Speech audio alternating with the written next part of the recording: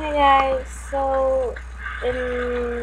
I'm uploading prologue and the chapter 1 of My Dad Made a Deal to Save My Life and Now I'm Engaged to a Vampire Prince, chapter 2.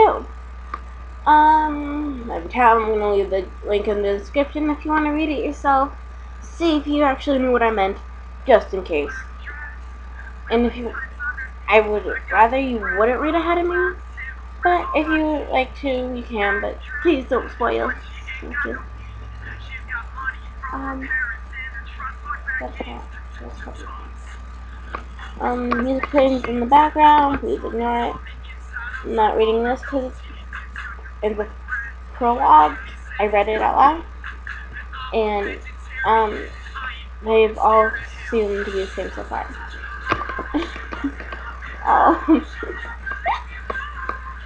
Sorry. I don't know why I'm bothered. I'm cold. Okay, I'm sorry. Let me begin reading. I'm sorry if I pronounce stuff wrong and stuff like that. Yeah, I'm sorry. Whew.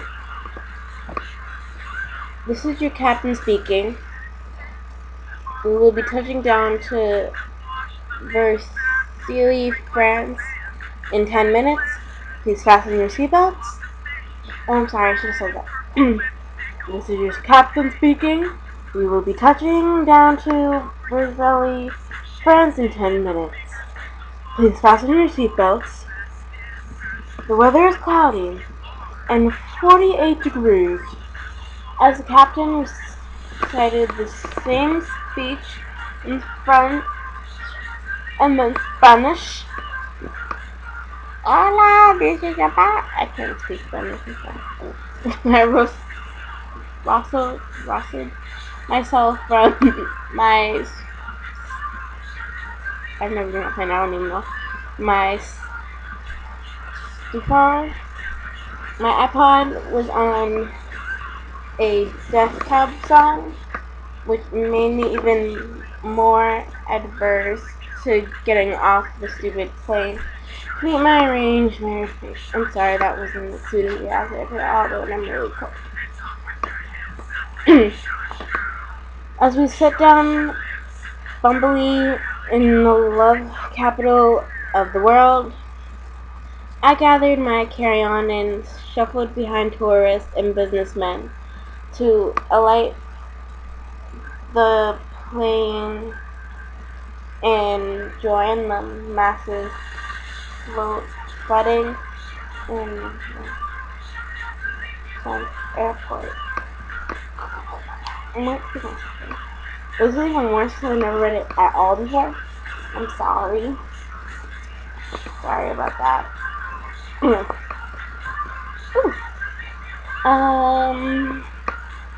My departure had been anything but ceremonial. The official story was that I was studying abroad and I was sent off by precious few friends and my parents. They had no idea. As I stepped into the gate, I saw them. All of them wore dark clothes with ranges of skin colors from charcoal to translucent. They didn't seem sinister, just as if they wanted to blend in. All except for the Otis, that is. He was wearing a cape. Before I could say anything, they surrounded me, taking my backpack, ignoring my protests. Another one was holding my heavy suitcase with ease. You must be Eleanor. Eleanor is a daughter Hill. It's a pleasure. He kissed my hand, and the youngest of the dark-clothed men smirked at my obvious discomfort. Would you mind telling me where we're going? I asked. The men looked at each other. A big castle. Okay, a big arse castle. I'm sorry, I'm swearing. The youngest one said, smirking.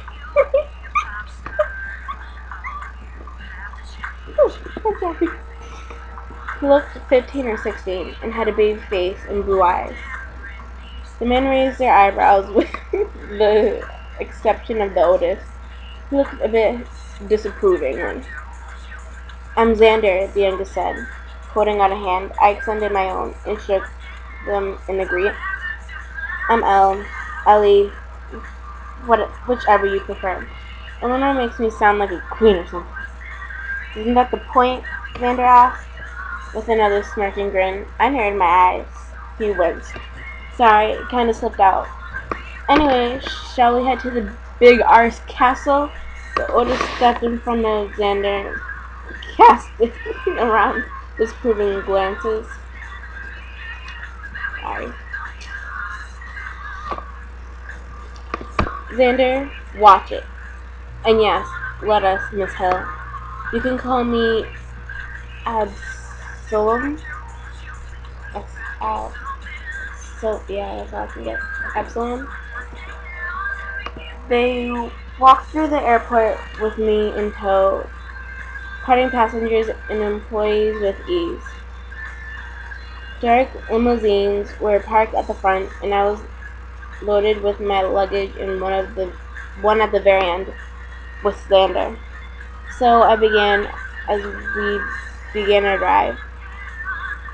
"What do you want to know?" asked Xander. I laughed.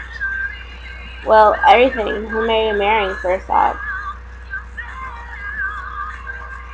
"First of all, as Sloan." I choked, and Xander snickered. "Just kidding."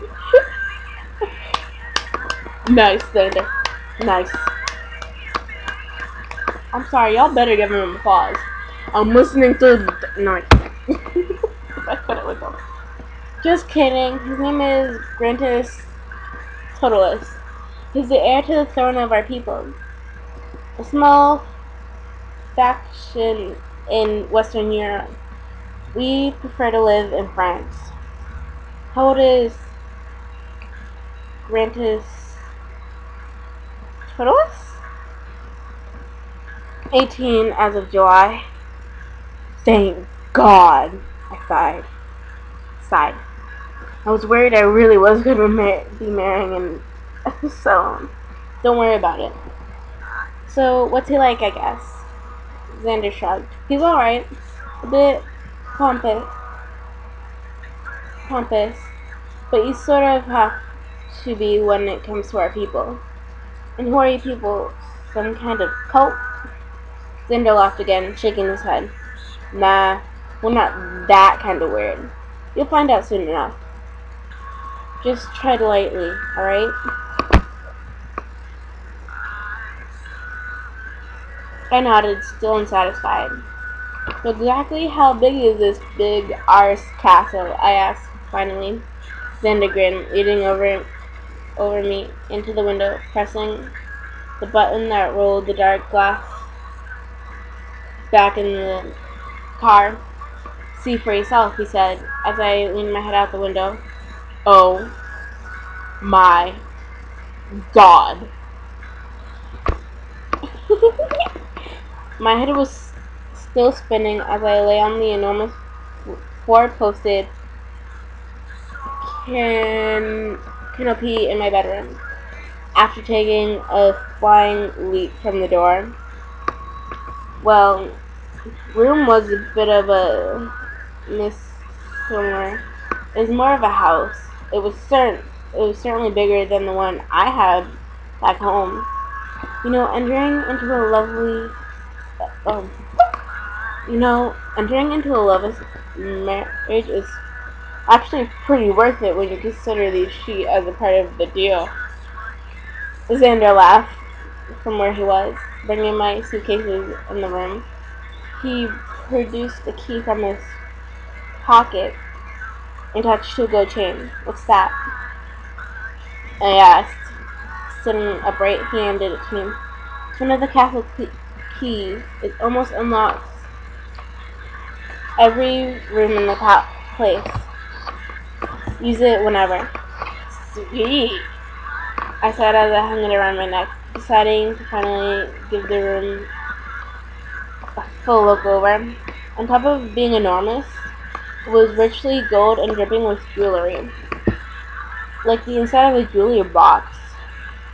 The ceiling was painted with a mural of the night sky, a revamping piece of furniture bright in gold and pink, girly but elegant.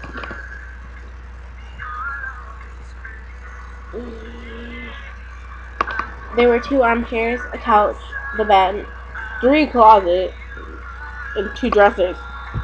My gosh! Plus a trunk and rug that stretched over almost the entire floor.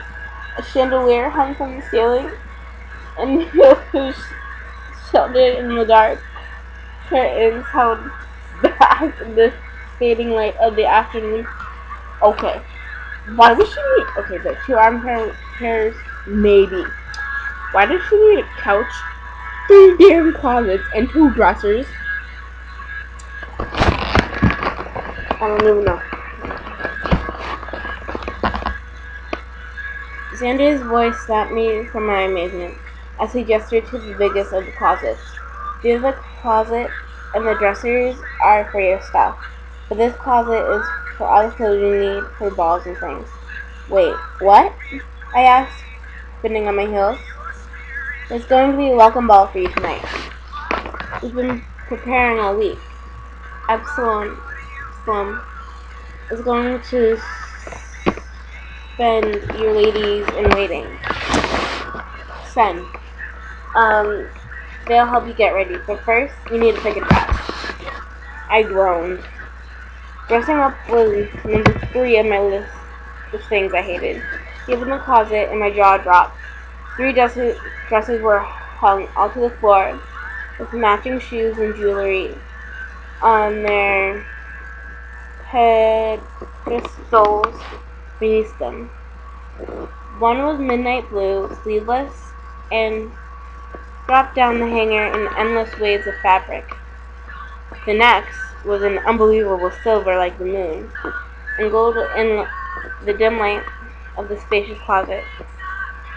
It was tighter, coming in at the waist and swirling down. The last one, well, my favorite. The fabric created a sweetheart neckline at the bust, so gold it looked as if it had been spun from the sun.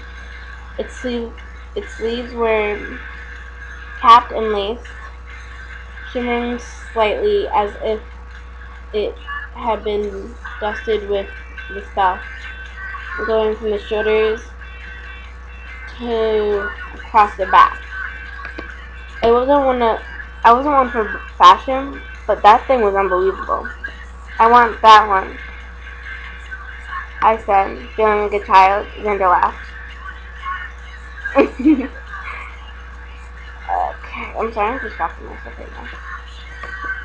I told the girls, geez, you won't be able to recognize when they'll be done with you. You won't be recognizable when they're done with you. He walked back out, laughing all the way. I don't know whether or not I should take it as a compliment.